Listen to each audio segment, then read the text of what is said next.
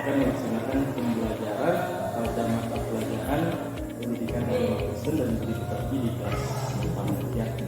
Sebelum pembelajaran dimulai, ada beberapa hal yang Siapa? apa tujuan pembelajaran pada hari ini tidak Ibu lakukan? Ya, pelajaran hari ini itu di bawah satu judul besar, memilih untuk bersyukur.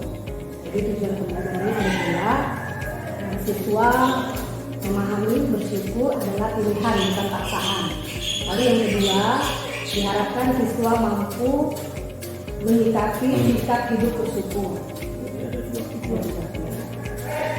Lalu area pengembangan yang hendak dicapai nanti pada saat proses pembelajaran apa Bu? Area pengembangan yang hendak dicapai itu juga ada dua, Pak. Yang pertama, menciptakan suasana pembelajaran yang nyaman bagi murid. Yang kedua, menuntun murid dalam proses pembelajaran yang efektif.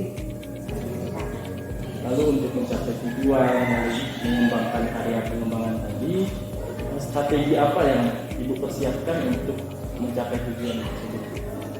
Adapun strategi yang dipersiapkan diantaranya satu, menerapkan budaya positif di dalam kelas, seperti membuat kesepakatan di awal pembelajaran.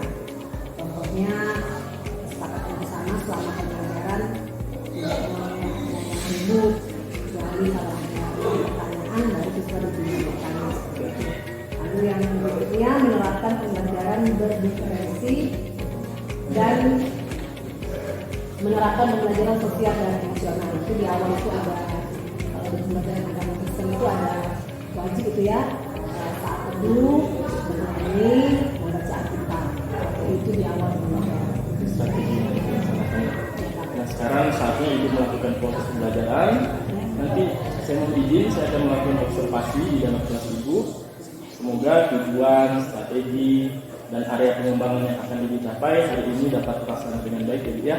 Terima kasih, selamat mengajar. Saya observasi di ini.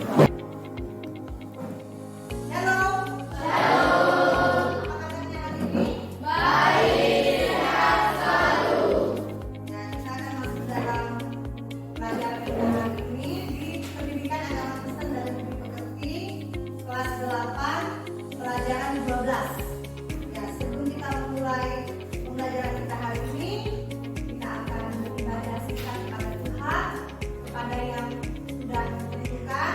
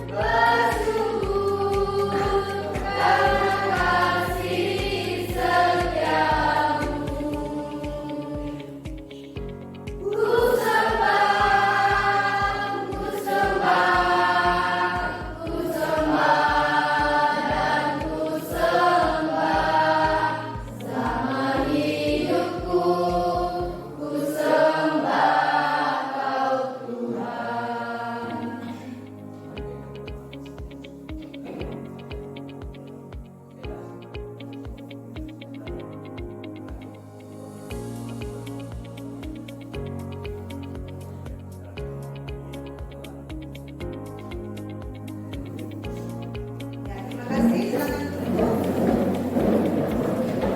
Ya, kita akan absen seperti biasa ya. Alkitabnya dibuka. Kelas 8B, siapa yang nggak masuk 8B? Oke, 8A? Iya. Dari ya. Ya, nanti yang lainnya coba langsung ada Alkitab. Ya, semua bawa Alkitab ya. Berarti absen hari ini semua ada bawa Alkitab. Oh, ada yang enggak? Ada. Kita sama melatih ya. Ya. Sebelum kita masuk pembelajaran, kita buka Alkitab.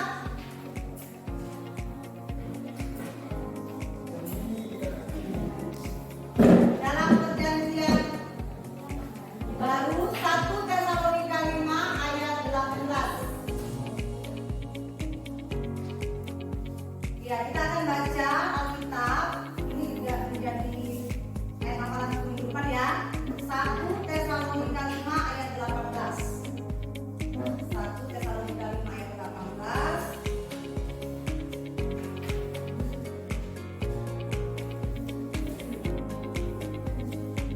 Kita akan baca bersama-sama hitungan 3 ya.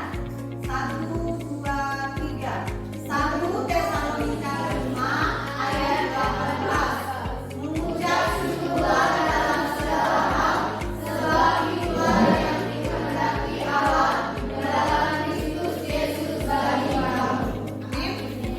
Ya, hari ini pelajaran kita itu memilih untuk bersyukur. Sebelum kita masuk dalam materi, kita akan membuat kesepakatan kelas. Ya. Apa kesepakatan kelas kita? Menghormati teman yang banyak. Ya, menghormati teman yang bertanya ya. Lalu yang kedua, izin saat keluar, ya saat keluar, misalnya buang air kecil atau buang air besar ya. Kesepakatan kita hari ini, jadi ada dua, hormati dan izin jika diperlukan. Ya, kita langsung masuk ke materi pembelajaran hari ini. Ibu akan membacakan bacaan Alkitab kita untuk pelajaran hari ini. Bisa ditulis Ratapan pasal 3. Kitab Ratapan itu ada di perjanjian lama ya. Itu tulisan dari Nabi Yeremia. Ratapan pasal 3 ayat 17 sampai 26.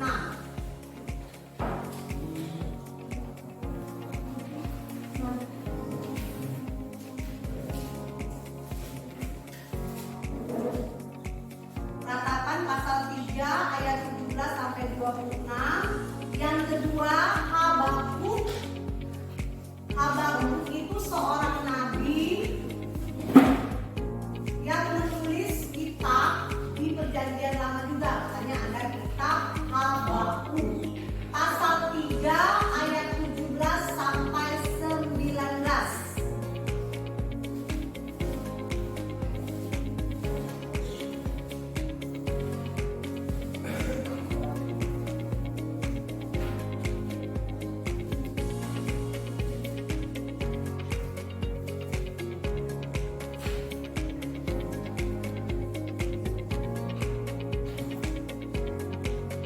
Yang ketiga, perjanjian baru itu kitab Efesus pasal 5 ayat 1 sampai 4.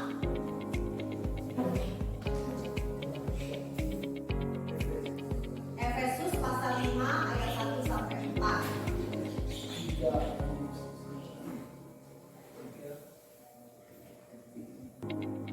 Dan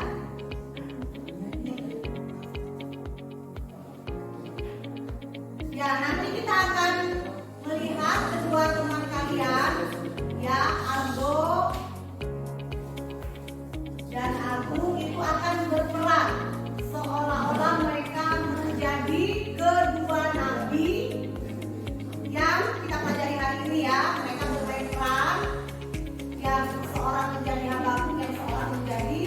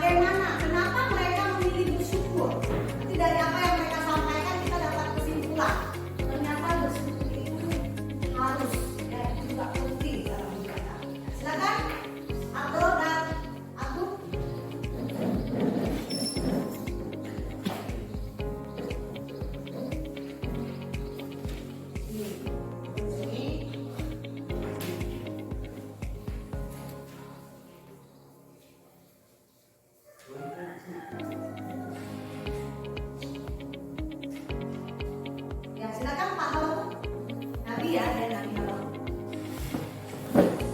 Cerita mengenai Nabi pada zaman Raja Yoyakim. Raja Yoyakim adalah seorang raja yang jahat. Karena itu Tuhan tidak berkenan kepadanya. Dia menjadi penyebab bangsanya terjerumus di dalam jurang kehancuran. Habakuk hidup dalam keprihatinan karena bangsanya yang tidak hidup dalam kebenaran. Sebaliknya, kelakuan mereka penuh dengan kejahatan, ketidakadilan, pemberontakan, dan berbagai pelanggaran. Hukum lainnya padahal telah berulang kali mereka diminta untuk bertobat dan meninggalkan dosa-dosa mereka, tapi mereka tidak menghiraukannya. Akan tetapi walaupun keadaannya begitu, Habakuk tidak lantas menjadi putus asa atau kehilangan sukacita. Imannya kepada Tuhan tidak goyah, dan ia juga tetap dapat menyatakan rasa syukurnya. Katanya, sekalipun pohon ara tidak berbunga, pohon anggur akan berbunga.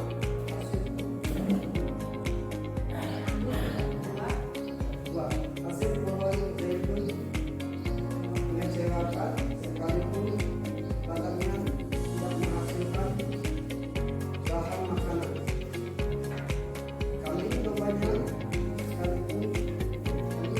terhalau dari kurungan, dan tidak ada lembu sapi dan kandang, namun aku akan bersorak-sorak di dalam Tuhan.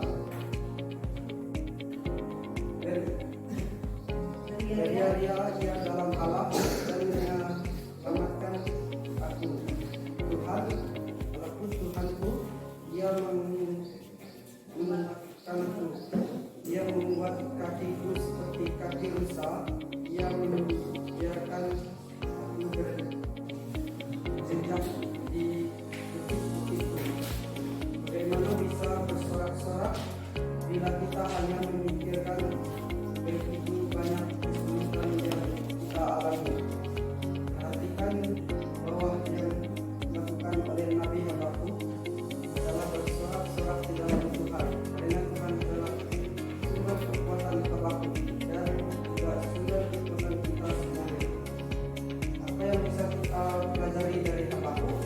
Karena fokuskan pikiran kita kepada Tuhan, kasih karunia Tuhan. Seberat apapun hidup kita akan selalu ada hal-hal yang patut kita syukuri. Kita bisa bangun dan udara segar dengan tubuh yang sehat. Kita masih bisa bersekolah dan menikmati berbagai fasilitas pendidikan. Kita masih bisa menikmati makanan dan minuman bersama keluarga. Ya, kita lihat ya, ini tentang Nabi Habakuk. Ada satu ayat yang sangat terkenal sampai ada lagunya tuh ya. Sekalipun pohon ara tidak berbunga, pohon anggur tidak berbuah, hasil pohon zaitun mengecewakan, sekalipun ladang tak menghasilkan. Kambing domba berhalau dari kurungan, dan tidak ada lembu sapi dalam kandang. Namun aku akan bersorak-sorak di dalam Tuhan, beria-ria di dalam Allah yang menyelamatkan. Nah, jadi ratapan, kitab ratapan yang ditulis oleh Yeremia, lalu tadi Habakuk, nabi yang dipilih oleh Tuhan untuk memimpin bangsanya, bangsa Yehuda. Namun sepanjang kepemimpinan Habakuk menjadi nabi, tidak ada yang bertobat. Gimana perasaan Habakuk? Putri, kalau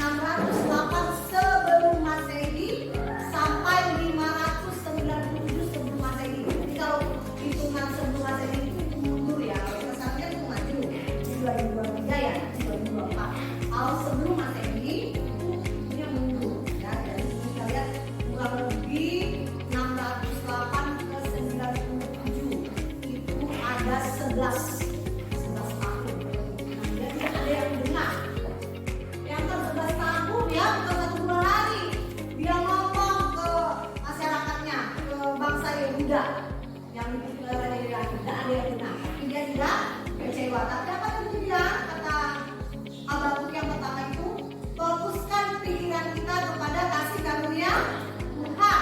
Seberat apapun hidup kita akan selalu ada hal-hal yang patut kita syukuri. Jadi kalian bersyukur dah hari ini? Bersyukur. Bersyukur kenapa, Bram?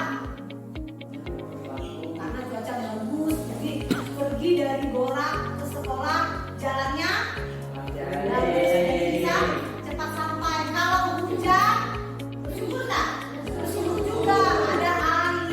Kalau kemarau nggak ada air, susah mau mandi di sungai. Kan? Jadi bersyukur. Bangun tidur itu pertama kali kita bersyukur. Jangan lupa berdoa. Kita masih diberi Tuhan nafas kehidupan. Ada orang tidur tidak bangun-bangun karena sudah dibagi oleh Tuhan. Nah, yang kedua, baca lagi. Yang kedua apa kesimpulan dari Habakuk? Jangan mengeluh bertambah susah karena Memikirkan kepahitan, kesedihan dan kedukaan. sebaliknya bangunlah Buanglah kata-kata negatif yang tidak membangun dan hanya melemahkan dari mulut kita. Yang kedua nih ya, kita lihat waktu Habakuk dia tidak dengar 11 tahun lamanya, ada nggak kata-katanya yang mengutuk? Ya, nggak ada ya. Tapi malah tadi apa? Sekalipun pohon ara. Kalau kita tak ada pohon ara di sini ya, sekalipun sawit misalnya nggak membuah, ladang gagal panen, bisa nggak kita bersyukur? Bisa. Ya harus bisa ya, seperti apa? Walaupun pada kenyataannya susah ya, paradoks dengan kehidupan manusia. Tapi kita mau belajar dari Nabi Habakuk dua hal. Yang pertama tadi apa? Fokus kepada kasih karunia Tuhan. Yang kedua, jangan mengeluh. Ya, selanjutnya kita mau dengar bagaimana kisah Nabi Yeremia. Silakan Nabi Yeremia. Lakukan hal-hal yang baik dan berguna untuk orang lain. Tinggal kesusahan dan masalah kita alami, biasa kita cenderung tapi tidak bersemangat, merasa tidak berguna, merasa diri menjadi orang yang paling malas dan harus dikasih sehingga kemudian kita sangat sulit untuk bersyukur. Lakukanlah kebaikan bagi orang lain. Bisa kalau kamu suka dan sederhana, misalnya membantu ayam berburu atau menjual yang bersihkan rumah, membuat kartu ucapan selamat untuk berkenan, untuk memberikan kunjungan ke pantai, bahkan sama teman-teman gereja pada saat kita melakukan kebaikan bagi orang lain.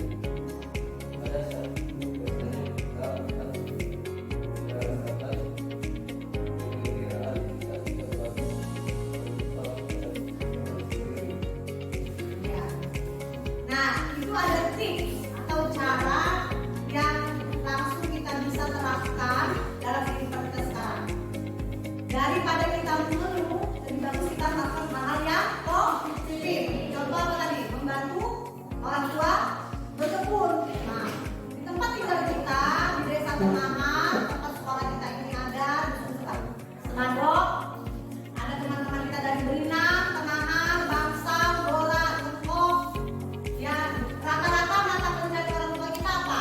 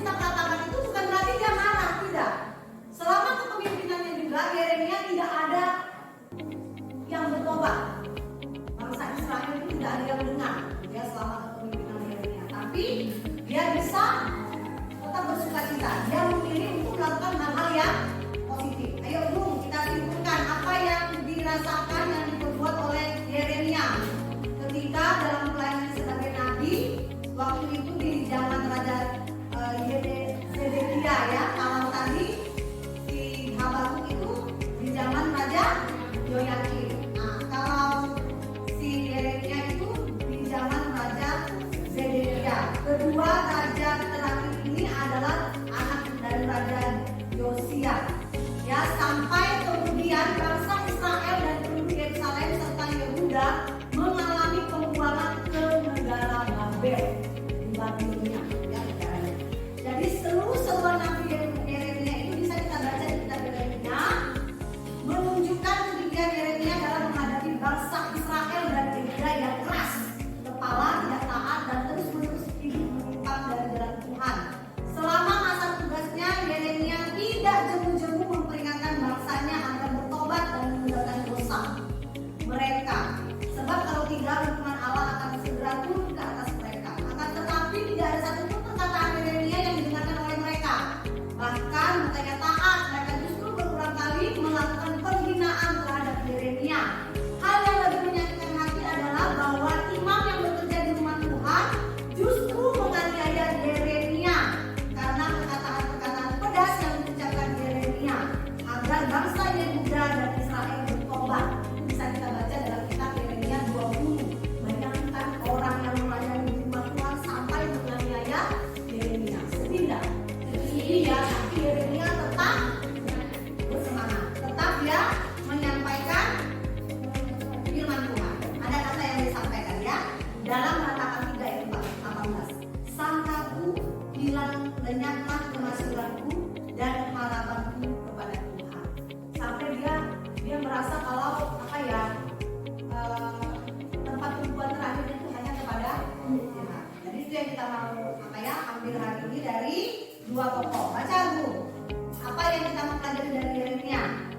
Apa yang istimewa pada Nabi Yeremia? Yeremia lahir dari desa Tani, sebuah desa yang bernama Anatot, terletak dalam kolom Meler 60 meter arah timur laut Yerusalem. Saleh. Jadi kan ya Yeremia lahir di Yerusalem. Yeremia memberi kata firman Tuhan mulai dari zaman Raja Yosia dari kerajaan Yehuda, dilanjutkan dengan Raja Yoyakim dan Raja Zedekia. Dua raja terakhir ini adalah anak dari Raja Yosia sampai kemudian bangsa Israel Yerusalem serta Yehuda mengalami pembuangan ke negeri Babel. Seruan Nabi Yeremia bisa dibaca di kitab Yeremia menunjukkan kehidupan Yeremia dalam menghadapi bangsa Israel dan Yehuda yang keras pada tidak taat dan terus menerus menyimpang dari Tuhan. Oke, sampai di situ kita baca yang ketiga. Yang berikutnya Bu. Nah, di situ ada tadi kan dari Habakuk kita belajar dua hal ya. Apa tadi yang pertama? Fokuskan pikiran kita kepada kasih karunia Tuhan. Yang kedua, jangan mengeluh. Yang ketiga, Bu, baca Bu. Lakukan Lakukan hal-hal yang baik dan berguna untuk orang lain. Kita bersama dan masalah kita alami. Biasanya kita cenderung menjadi kehilangan semangat. Pada saat tidak berguna, biasanya menjadi orang yang paling malang dan harus dikasihani.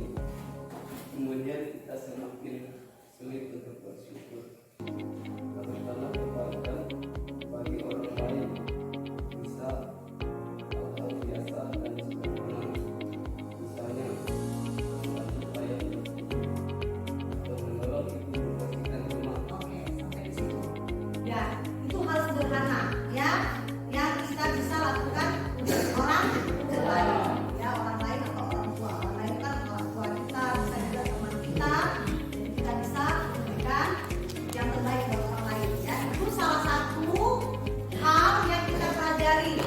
Jadi hari ini dari dua tokoh Habakuk dan Yeremia kita belajar mereka memilih untuk bersyukur daripada mengeluh. Ya, terima kasih. Berikan tepuk tangan untuk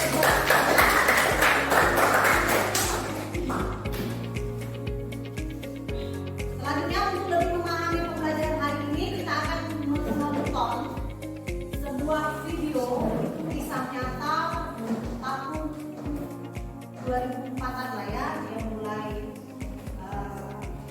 mengerti ya, mengerti arti panggilan hidupnya ketika seorang ibu ini menemukan pasangan hidupnya. Jadi kita belajar bagaimana ibu-ibu yang kita akan saksikan melalui video singkat ini, dia bisa menerima keberadaan dirinya. Dia tidak mengeluh, tapi dia bersyukur.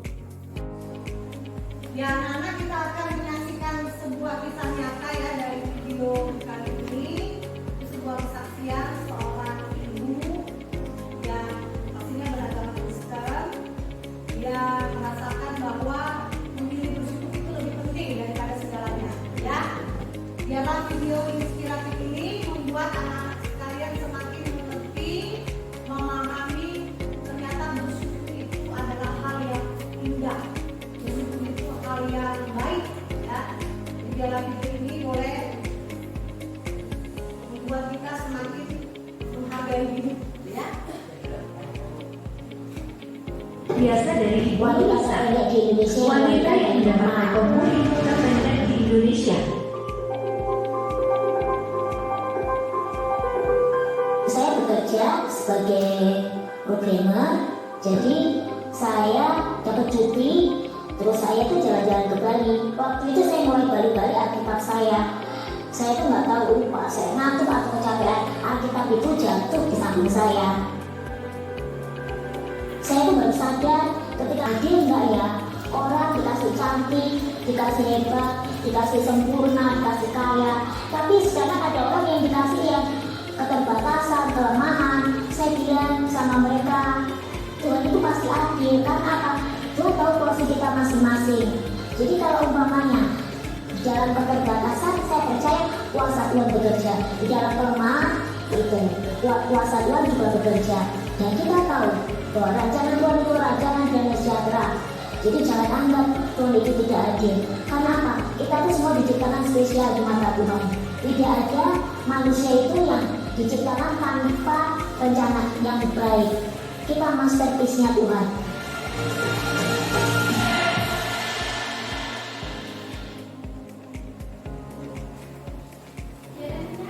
Ya, jadi tadi sudah kita saksikan video tentang siapa? Ya, seorang ibu yang bernama Loisa Indrawati yang mengisahkan kisah hidupnya dari dalam kandungan sampai lahir dengan situasi kondisi badan yang cacat. Ya, sehat memang tapi cacat, tidak normal. Bayangkan dia kayak ini kurang lebih 155 lah ya. Nah, kalau si Abu Beni tidak ada kali 160 tingginya. Dia tadi rekor muri terpendek dari segini kali. Terpendek. Makanya diberi kursi roda kan yang Tuhan. Tapi luar biasa ya ajaknya Tuhan. Dia menikah, bahkan dia bisa memiliki anak-anak. Anaknya apa tadi dia bilang? Bangga, bersyukur ya. Ya, kita mau dengar dulu ya. Ada satu ayat kunci yang disampaikan oleh Ibu Loisa Indrawati tadi. Itu sesuai dengan pembelajaran kita hari ini dalam kitab Yeremia. Ya, kita buka dulu yuk. Yeremia 29. Kita kan bahas tentang nabi yang tidak pernah mengeluh ya. Ternyata ibu yang kita saksikan bersama-sama tadi videonya, dia juga ambil ayat, mengutip ayat tentang nabi Yeremia. Jadi Yeremia 29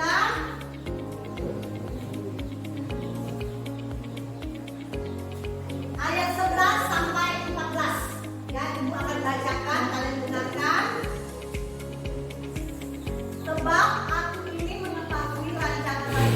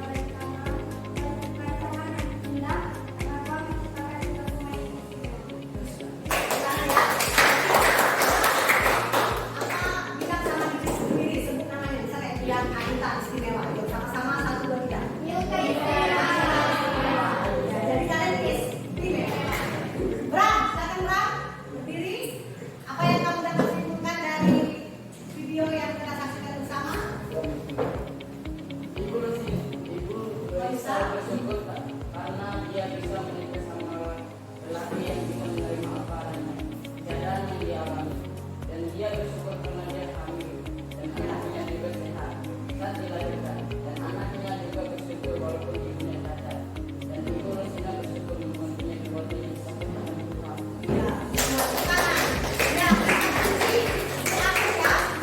Ibu Rosia bisa mengucap syukur karena apa? Memiliki keluarga yang takut akan Tuhan. Dari siapa dia dapatkan itu? Dari orang tuanya. Ya kan? Orang tuanya sudah tahu dia cacat. Sudah waktu mamanya mengandung usia 2 bulan karena mamanya jatuh pendarahan meleset lalu dibilang dokter anak ini akan cacat kalau dia lahir. Tapi orang tuanya tetap menerimanya. Bahkan membesarkannya, bahkan Ibu Loisa tadi menjadi seorang programmer komputer. Luar biasa ya jalan-jalan Tuhan. Bahkan dia mungkin merasa mana mungkin ada yang mau sama saya kan cacat, pendek ya kan. Kalau kita lihat mukanya agak gimana gitu kan. Tapi dia tidak tahu tadi Tuhan itu adil. Dia dapat suami yang sempurna, tidak cacat, anaknya pun juga sempurna gitu ya. Jadi istimewa. Jadi jadilah keluarga yang takut akan Tuhan, pasti kita akan diberkati. Dan pembelajaran hari ini Ibu tutup ya, dari pembelajaran kita tadi ada 2 tujuan.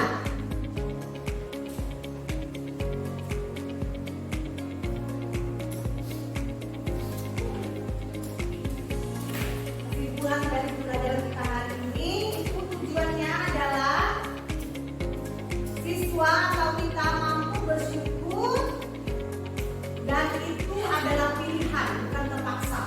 Amin. Yuk kita katakan bersyukur itu pilihan bukan terpaksa. 1, 2, 3. Bersyukur itu pilihan bukan terpaksa.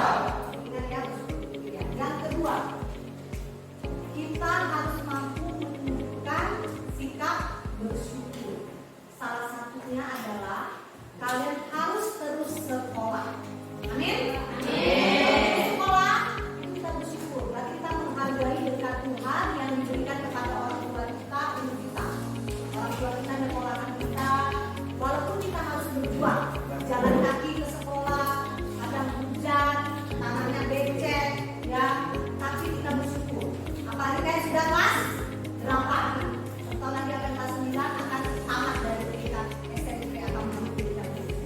Jadi hari ini kita banyak belajar. Pembelajaran dari Nabi Habakuk, Nabi Yeremia, dan dari kisah nyata kita bisa menunjukkan bahwa bersyukur itu indah. Amin. Ya, kita akan tutup pembelajaran kita hari ini. Mari kita berdiri. Nah, ayat hafalannya 1 Tesalonika 5 ayat 18. Kita buka kita ayat hafalan di depan. 1 Tesalonika 5 ayat 18.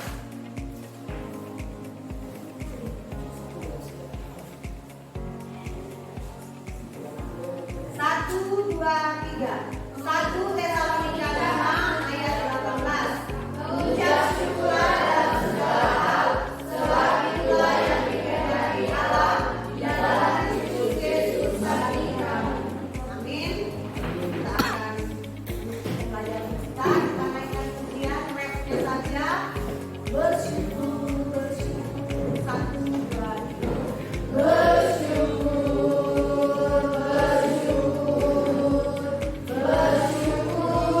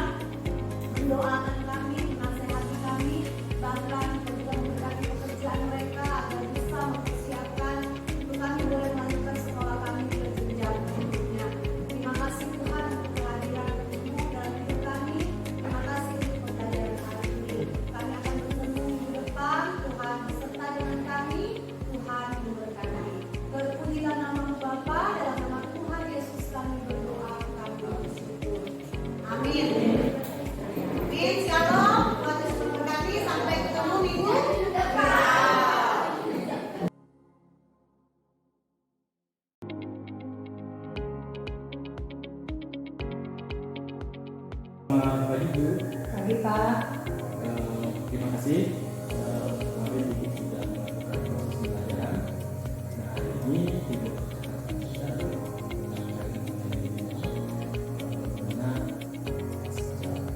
observasi kemarin observasi pembelajaran yang sudah dilakukan. Pertama saya bertanya bagaimana perasaan Ibu setelah melakukan pembelajaran? Rasanya pertama lega ya. Terus merasa masih ada yang kurang Pak. Apa saja Bu yang sudah Ibu lakukan dalam proses pembelajaran tersebut? Menyampaikan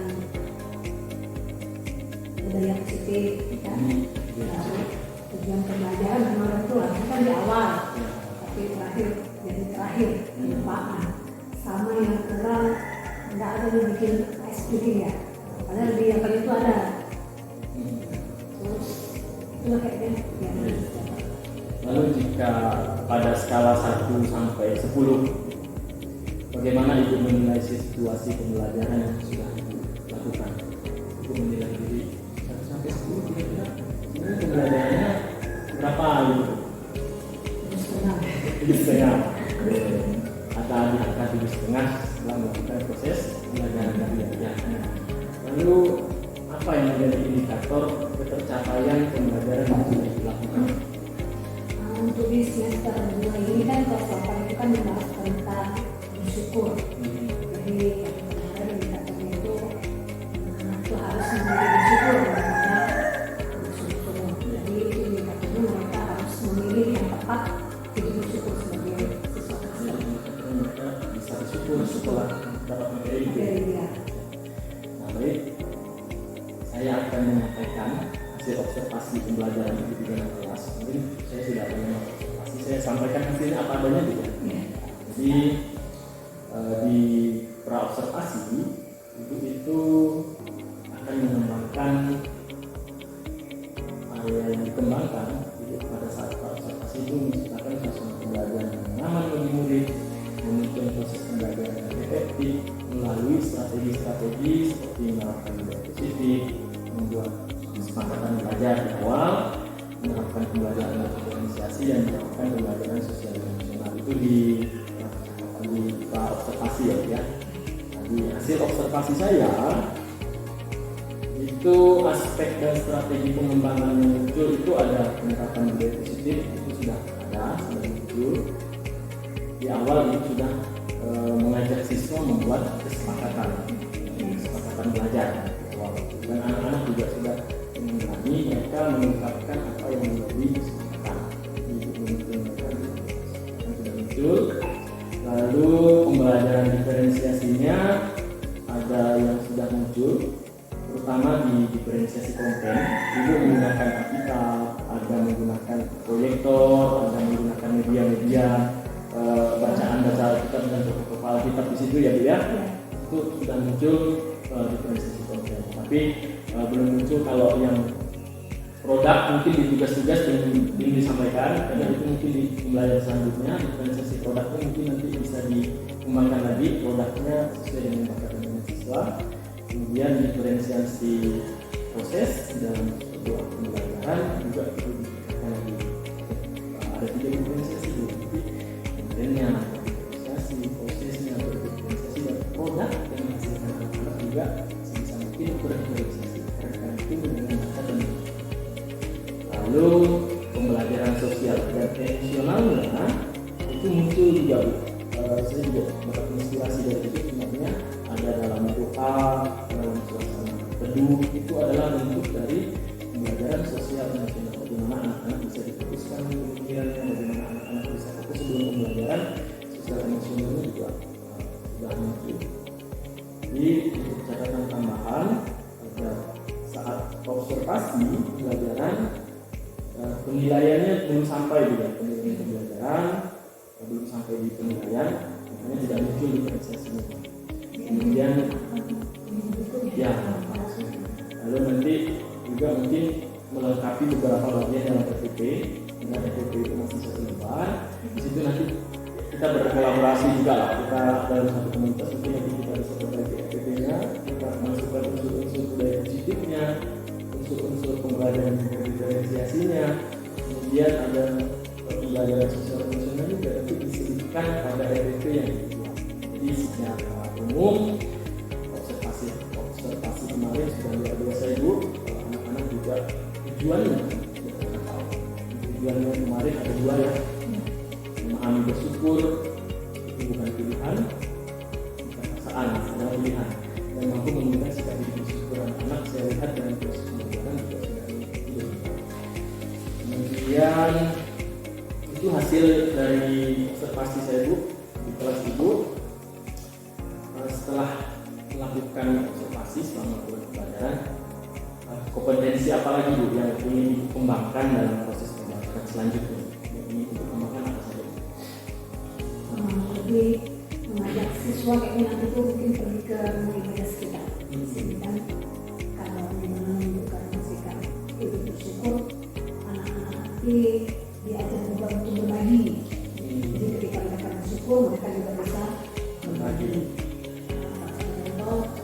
Kan dia mau melakukan misalnya ada teman yang sama-sama siswa-siswa yang sakit, ya kita kumpulkan uang, bawa susu, bawa kue, jadi itu juga sebagai ungkapan syukur kita mengasih kita kesehatan. Jadi kalau teman yang sakit, misalnya kita menjadi mereka pernah juga dimasukkan ke materi kan, waktu yang sakit, Jadi membawa anak-anak ya. itu kompetensi yang ini nanti mungkin kaitannya juga dengan rencana tindak lanjut yang akan dilakukan dalam meningkatkan proses pembelajaran selanjutnya. Nanti rencana tindak lanjut ini apa saja nanti lebih detailnya bisa siapkan. Tapi yang salah satunya sudah diungkapkan sebenarnya itu rencana tindak lanjut ke depan ya. Belajar sambil nonton video kan kayak anak-anak yang suka dengan Jadi ke diferensiasi kontennya juga mau berkembang. Terima kasih Bu, senang sekali dapat berbagi pengalaman dengan Ibu. Semoga apa yang Ibu rencanakan baik yang mau diperbaiki silahkan diperbaiki, kita bisa berkolaborasi bersama. Terima kasih banyak, selamat pagi ya.